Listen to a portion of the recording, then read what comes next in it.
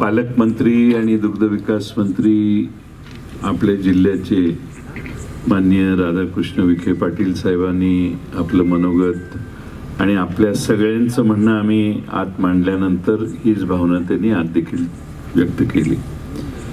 त्यांनी 2-3 महत्त्वाचे मुद्दे सांगितलेले आहेत की कांदा निर्यात बंदी ही पुन्हा येऊ नये याची काळजी केंद्र सरकारने घ्यावी, म्हणजे कांदा उत्पादकांची समस्या वाढणार नाही. आणि दुधाच्या जसं MSP सगळ्या धान्यासाठी असते तशी दुधासाठी देखील MSP करण्यासाठी मिनिमम सजेस्टेड प्राईस जी आहे ती दुधाची देखील वारंवार दरवेळी ठरवण्यात यावी आणि ती ठरवण्याचं काहीतरी मेकॅनिझम कायदा करावा अशी त्यांनी एक सूचना केंद्र सरकारला केलेली आहे. आज आपण 2 प्रश्नांसाठी इथं बसलोय. त्यातला कांदा उत्पादकांचा प्रश्न, निर्यात बंदी होऊ नये आणि निर्यात बंदी करायची असेल तर किमान शेतकऱ्यांशी संवाद साधून काहीतरी मार्ग निघाला पाहिजे.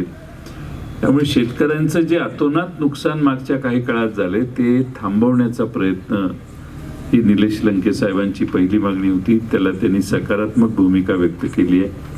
दुधाच्या प्रश्नाच्या संबंधात आज त्यांनी परवाच विधिमंडळात निवेदन केलेलं आहे की 30 रुपयापर्यंत दर सगळ्यांनी दिला पाहिजे आणि वरचे 5 रुपये सरकार देणार म्हणून. आता बऱ्याच महाराष्ट्रातल्या शेतकऱ्यांना 5 रुपये मागच्या वेळी, आता काल घोषणा केली आहे पण आधीचे पैसे नाही मिळाले त्याचा उल्लेखही त्यांनी केला. तर ते आता ऑनलाईन सगळ्यांना पैसे वर्ग करण्याची, बँकेत वर्ग करण्याची तयारी सरकारची आहे. पण त्याचबरोबर दूध उत्पादकांना कायमस्वरूपी न्याय मिळाला पाहिजे, यासाठी काहीतरी मार्ग निघाला पाहिजे. हा हट्ट आणि आग्रह निलेश लंके खासदार साहेबांचा आहे.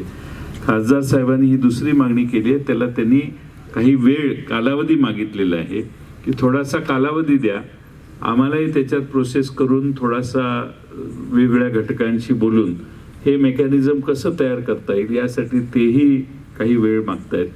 विधिमंडळाचं अधिवेशन चालू आहे म्हणून त्यांनी आताच मला सांगितलं की असे परस्पर मंत्रिमंडळाच्या मान्यतेशिवाय मलाही घोषणा करणं थोडंसं अवघड आहे.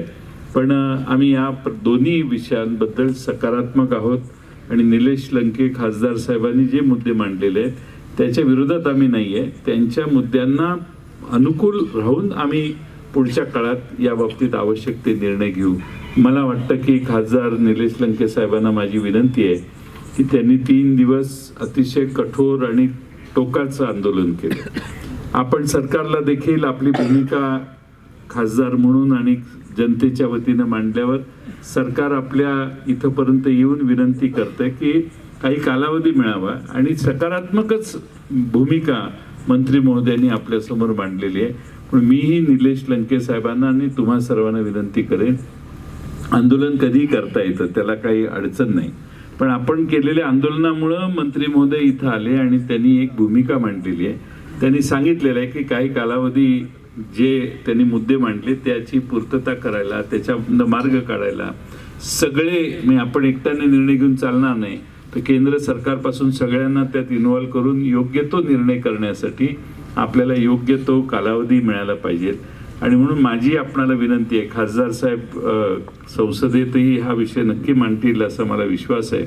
पण दुग्ध विकास मंत्री म्हणून त्यांनी या विषयात बराच सखोल अभ्यास केला आहे. त्या बाबतीत त्यांनी जी भूमिका मांडली त्याला आपण सकारात्मक आज प्रतिसाद दिला पाहिजे आणि काही काळ आपलं उपोषण किंवा आंदोलन थोडंसं सस्थगित करावं आणि सरकारने जो वेळ घ्यायचा आहे तो त्यांना घेऊ दे आणि मग पुन्हा आपण योग्य वेळी मंत्री महोदयांची कधी भेट घेऊ आणि त्यानंतर त्यांचं पुढचं काय कामकाज झालं हे बघून त्या बाबतीत मग आपल्याला पुढं काय करायचं ते तुम्हाला सगळ्यांना ठरवता येईल. पण आज मंत्री महोदय इथं आलेत आणि त्यांनी सकारात्मक भूमिका व्यक्त केली आहे. म्हणून माझी आपणा सर्वांना विनंती आहे की आज हे आंदोलन स्थगित करावं आणि मंत्री महोदयांनी जे सांगितलेलं आहे त्यावर विश्वास ठेवून आपण आज थांबावं, तूर्त थांबावं असं तुमची मगाशी भूमिका मी ऐकली आहे. आणि तुम्ही फारच जिद्दीनं हे आंदोलन दीर्घकाळ चालवाल याच्यात माझ्या मनात शंका नाही. पण आता सकारात्मकच विचार मंत्री महोदयांनी आपल्याला मांडलेत तुमच्या विचाराप्रमाणे म्हणून आपण याला सकारात्मक प्रतिसाद द्यावा अशी मी विनंती पक्षाच्या वतीने देखील करतो.